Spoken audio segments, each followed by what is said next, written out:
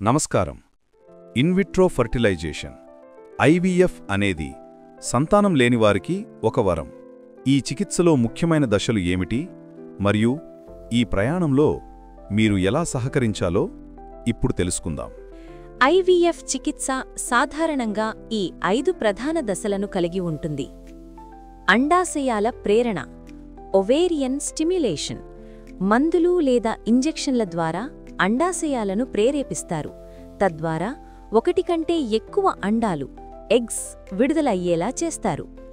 అండాల సేకరణ, egg retrieval. ఒక చిన్న శస్త్రచికిత్స ద్వారా అల్ట్రాసౌండ్ సహాయంతో పరిపక్వమైన అండాలను సేకరిస్తారు. ఫలదీకరణం, ఫర్టిలైజేషన్. సేకరించిన అండాలను శుక్రకణాలతో కలిపి ప్రయోగశాలలో ఫలదీకరణం, ఫర్టిలైజేషన్ చేస్తారు. ఫలదీకరణం చెంది పెరిగిన వాటిని పిండాలు అంటారు. పిండం పెంపకం, ఎంబ్రియో కల్చర్.